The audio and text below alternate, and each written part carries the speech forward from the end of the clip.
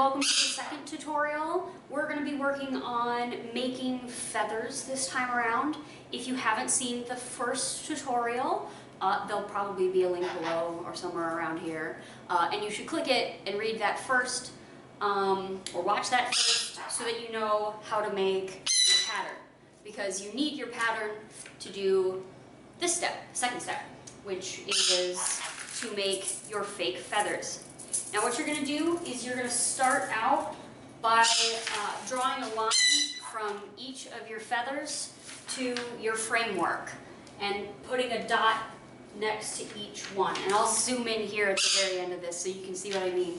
But you're going to basically, you need the wire to be as long as your feather, and you're going to want to hook it at the top. So what you do is for the first, for larger wings, I do for the first 6 feathers. For smaller, I'll do 3 or 4.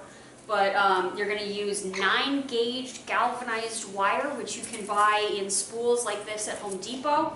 And then for the rest of them, you're going to do 12-gauge.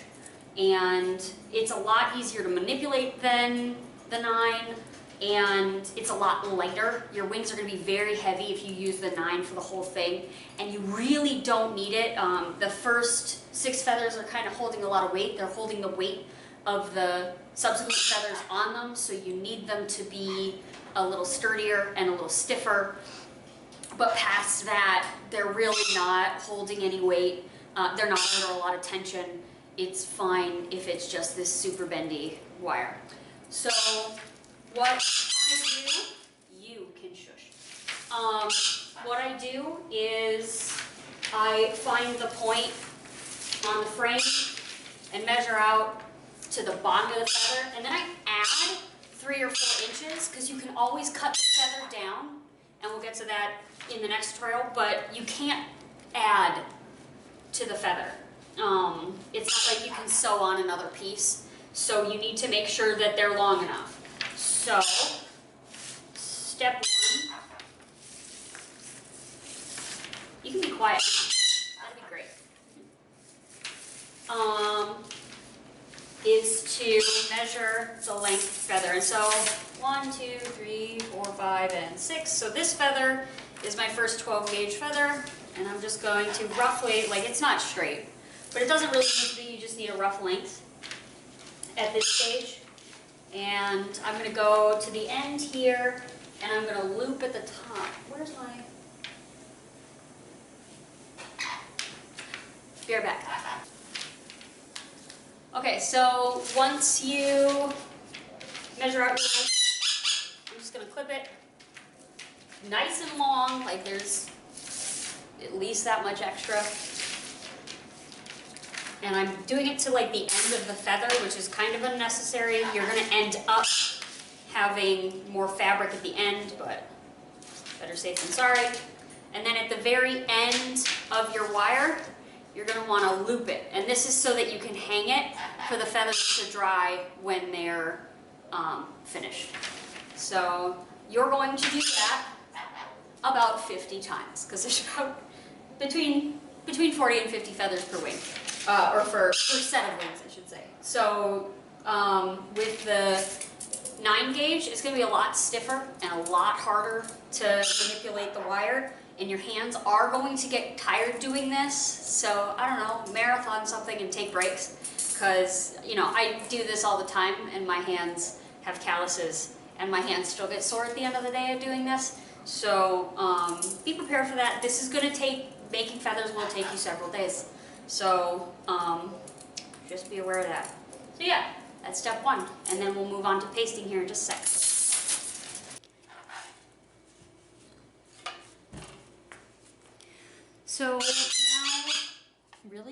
So now that you have all your wires, we are going to cut fabric based on their lengths. And you're going to need a broadcloth. I use Simplicity. You can use, I guess, whatever you want. You may want to test it before you buy the ginormous number of yards that you need for your project. Make sure that, basically want to make sure that the Lockite doesn't seep through, and you'll go through that in the next step. You may want to test that first. But Simplicity seems to work really well. and you know, Joann's, coupons, all that.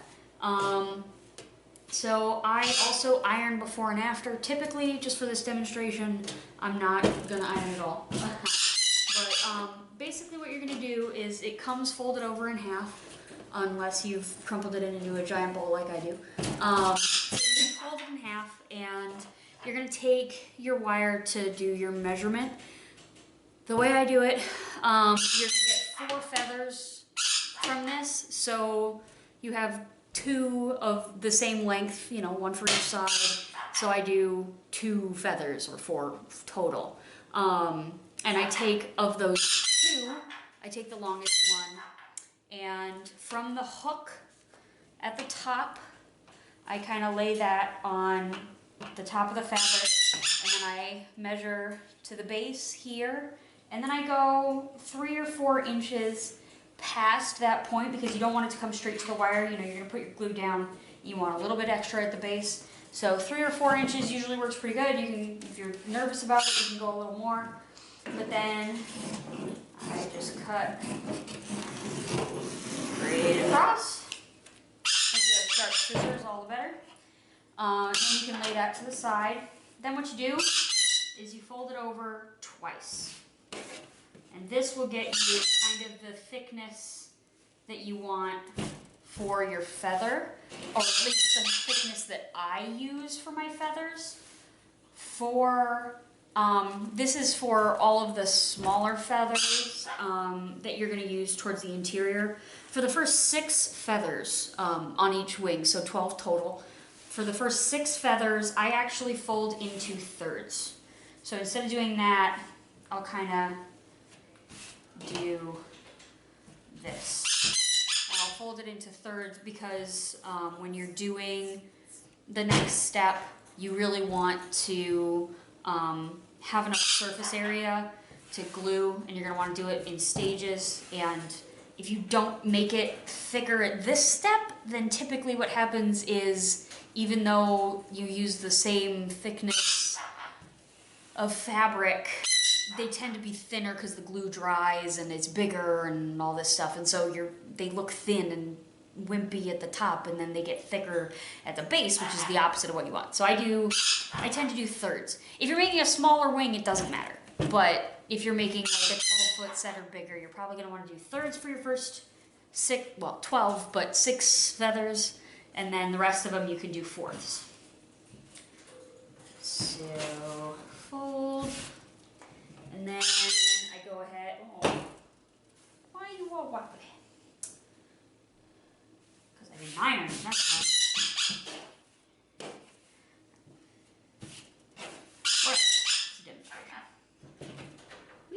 So then I go and cut this away. You can shoot. Yep, you. And then I go, there's like one side's gonna have all folds folded up as one, and then this side has a bunch of little folds you gotta cut. They're not all together.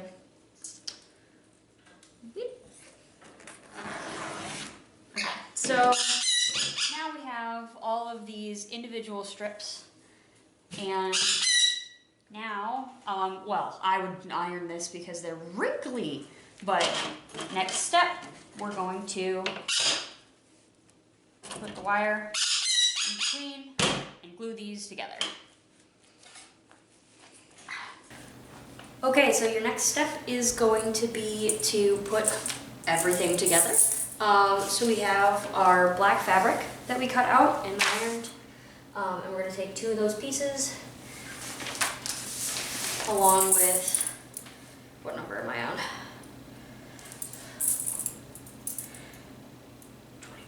21.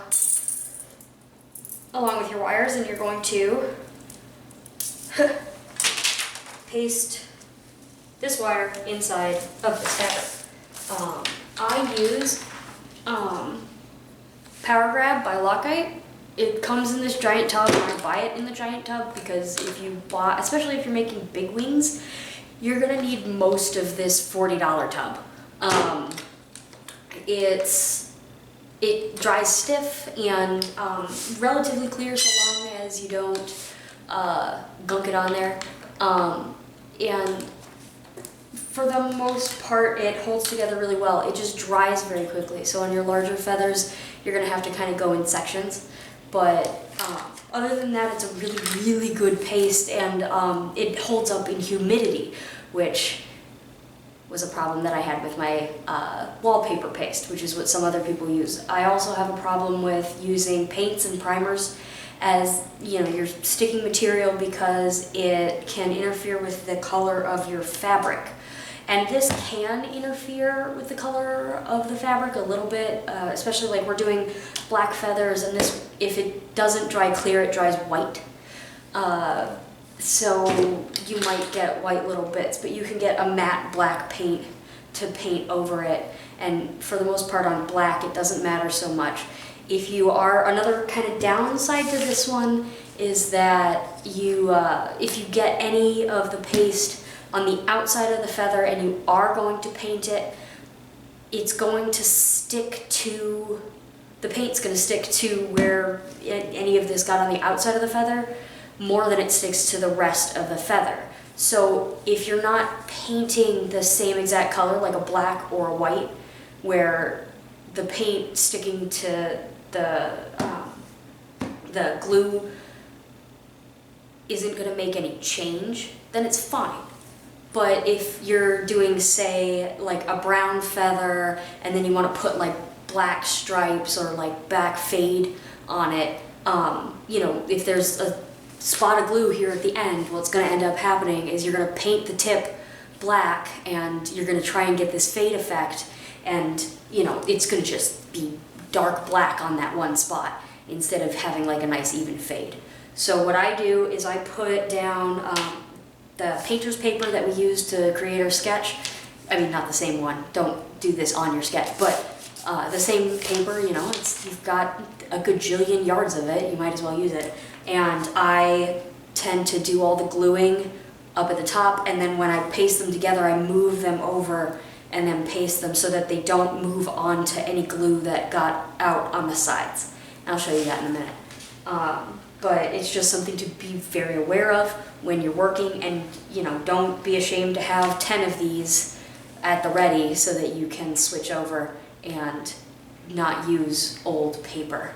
The glue does dry rather quickly, so sometimes I'll just have 2 of these and I'll switch back and forth, or like I'll flip it over, but you don't want to do that if you have nice floors. So having 2 is a really good idea. You also want to make sure that at this point, if you are, when you're pasting, if you don't have them perfectly straight, you want to make sure they're straight before you start putting glue down, because the glue dries rather quickly, and if you put it down and realize, oh, there's a kink up here, like this one, it's curving slightly downward, and then that curve gets rather drastic right around this part, and I don't like that. So I'm going to fix it now, because if I realized that while the glue was already drying, then I would have a lot less time to straighten the wire while the glue was drying. It's a time bomb. And then you have to put down more glue, and then it's stiffer, and it's just not a good time. So that looks pretty good. So here we go. I start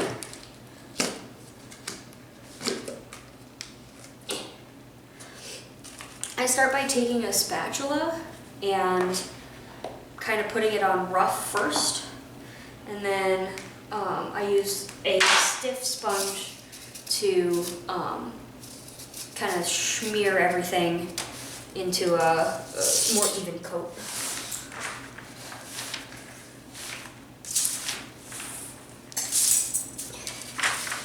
All right, the sun's encroaching on me. Hold on.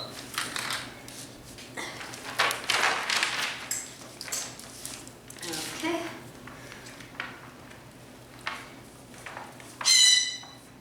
Where'd my wire go? I only put paste to like a couple inches below where the wire is actually going to go.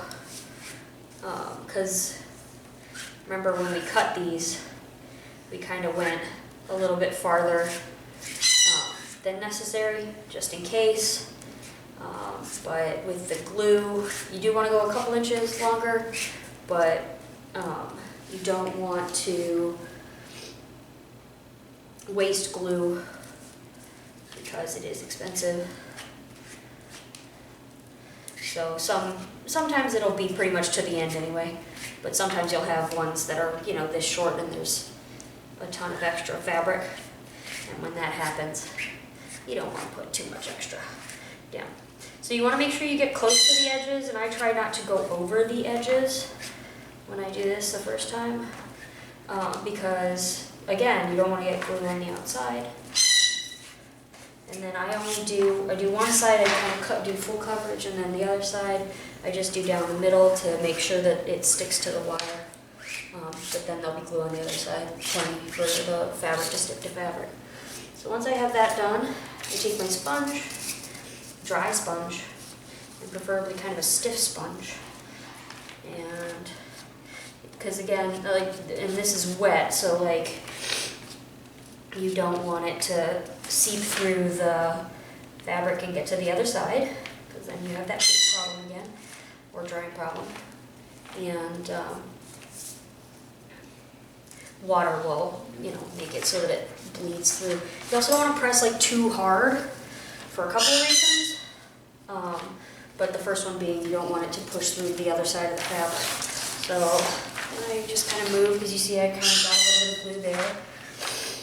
Put the wire down and try and get as close to the middle as possible. And press it down.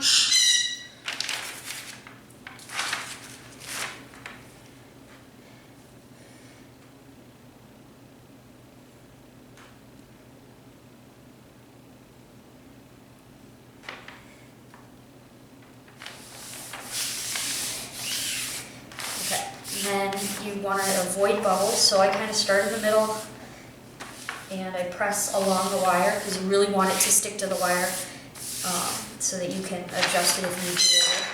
And then I press down all along where the glue is.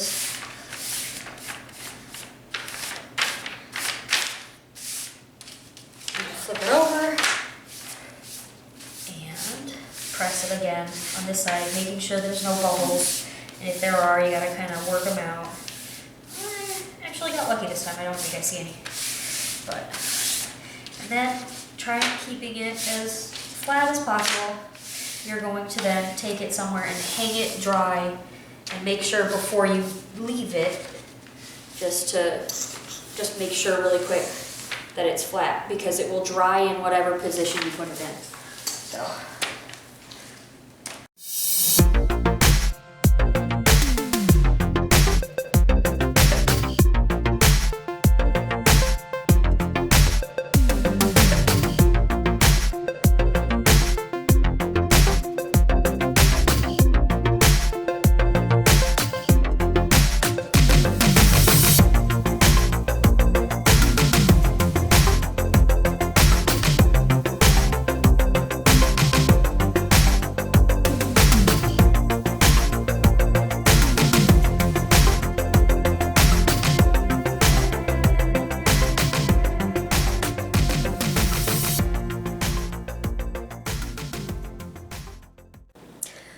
Welcome to my laundry room. So the next step in making the feathers, they're all hanging up in the back, drying, and we're gonna now iron all of them so that they're flat. Even when you hang them, like, I make sure that they're pretty flat hanging, and they'll dry and stiffen that way.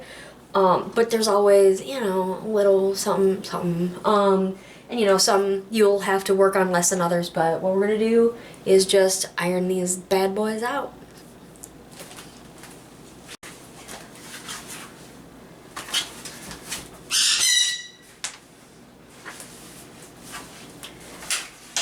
So this one's pretty good, but it does have quite the bend in it, and you're going to want to make sure that you get right up next to the wire, and you're going to want to make sure that you're pressing down, because you really, even though like feathers do curve, you can kind of add a little bit of curve by like doing this when you finish them off, but you don't want them to be all wobbly. So you need to press down firmly, and you want to make sure that everything's flat right next to the wire. But other than that, there's not much to it. You just gotta give it a little elbow grease, since it is diff, so it's not like fabric anymore. It's not like you can just go over it. You also want to make sure that you're at basically at medium heat, and you want it to, that's hot. And you want to make sure that you're not getting any steam, like just below that. If you go higher than that, the cotton, you're gonna steam it, and then the cotton may try and warp, and then you're gonna get all these little bubbly, weird things that aren't cute. So make sure it's on medium heat, no steam, and yeah, just make sure you press down firmly.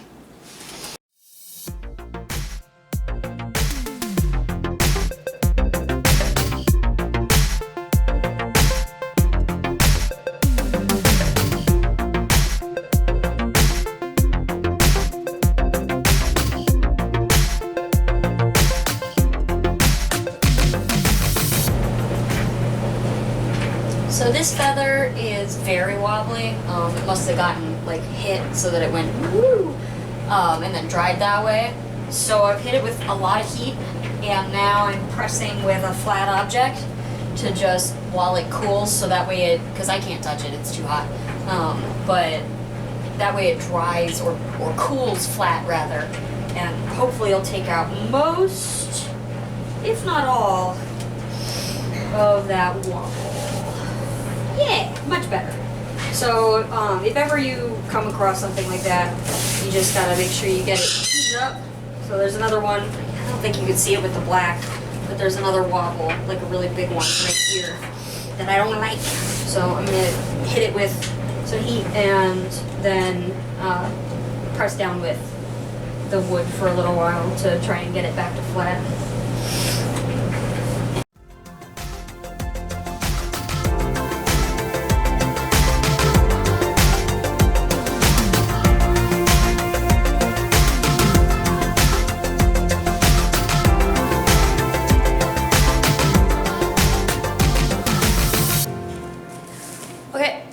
So we have all of our feathers ironed and ready to cut. When we pasted these, remember, we made sure that we made them wider than the actual feather was going to be, because we were going to have the edges probably wouldn't glue so well and stuff. So that being the case, we now need to cut away all that gross fabric on the edges. So you can see it's kind of pulled apart, and you might find that you have bubbles and you may want to go in so that you don't have to, because sometimes I'll get bubbles that like come in really far for whatever reason, like the glue dried before I got to paste them together and I didn't notice. And if you have that, like, don't cut your feather, you know, down to nothing, but you can go back in and kind of push in some glue and flatten it back out and fix it. But the bigger and wider you make them to begin with, the wider your feather can be at the end. For very large sets, again, you want them about a third of that width of the broadcloth, and then a fourth for some of the smaller ones. And then if you have smaller feathers, you can just do that, like the 1/4. And usually I find that they come out pretty good. So these are the top feathers, and we're just gonna go ahead, and I know what my feathers are supposed to look like and what general shape they have, so I don't use a pattern when I cut them.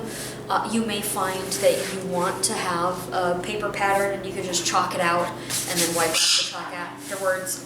I don't need to do that, and I'm not going to, but if you find that if you think that'll help you keep the feathers looking better, you can. I tend to cut them to roughly the shape, and I always kind of go a little bigger than I think I'm going to need to, so I can trim them down. You can always take away. You can't add back on. So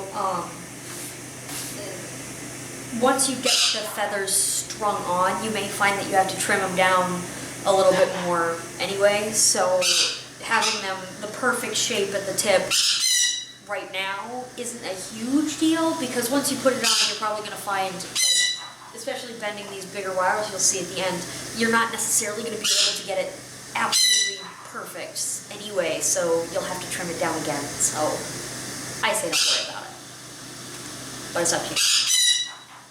So first, I always make sure to go several inches past the wire with the glue, so that you know, it doesn't, if you do need to trim it down, you have some space. But you don't want to get it, like I have the glue see the wire ends here and the glue ends all the way down here, which is like a solid 3.5, 4 inches of space, which is too much. I mean, the glue could probably hold it up, but you know, they're gonna start getting sloppy at the end. So I'm just gonna give it a couple of inches off the base of the wire, and then just gonna, and these should be able to float either way, and you can decide when you're putting them on which way, but typically the wire will have a little bit of a curve, and for the top feathers I like that curve to go up and then down once you get past the first 6 or 7 feathers. So this one, it curves ever so slightly this way, so I'm going to then make this the top of my feather.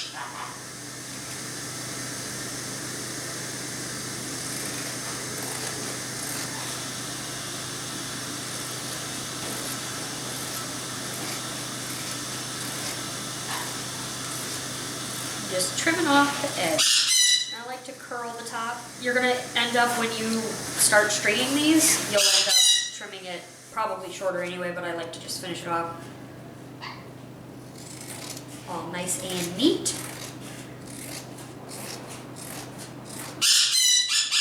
Quiet you.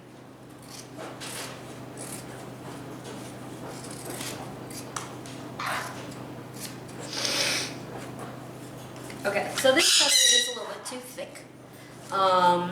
So we're just gonna trim it down a little bit more. I start out, like I said, I start out thick, and then I, you know, take away as I see fit. Like I leave as much as possible, and you know, take away all those edges that are like separated, and I did that, and it's too big, and that's okay. We can always take away. And put it back. I usually just do like 1/2 centimeter to 1 centimeter at a time. See where that gets me in. So like this is closer.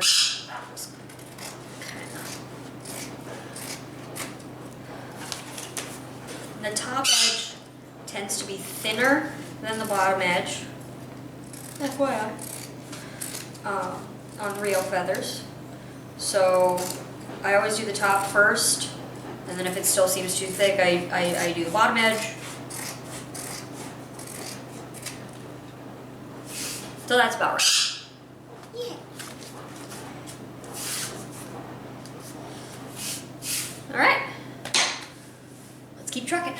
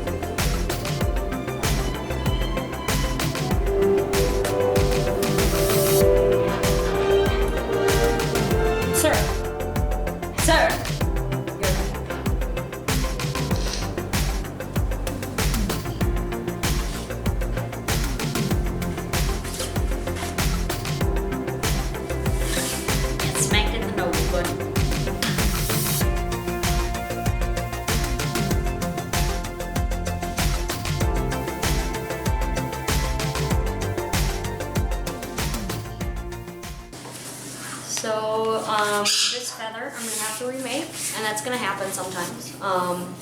Basically, when I pasted it, the wire was a little too close to one of the edges, and so there's for the whole length, it would have needed to, the glue would have needed to be all the way to the edge for it to be right.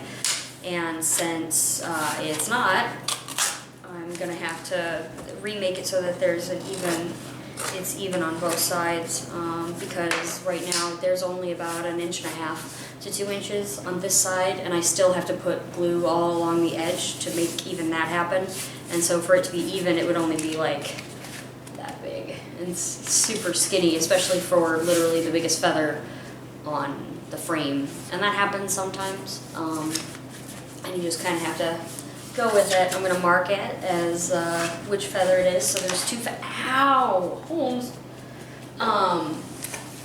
There's 2 feathers per, you know, for one on each side. So this is the first feather, second feather, third feather. So this is the 4th. And I'll have to find some white chalk to mark as the 4th feather, and this will be I'll have to make a replacement for this one. Sucks, but just be prepared, this takes forever. So, this is one of the reasons.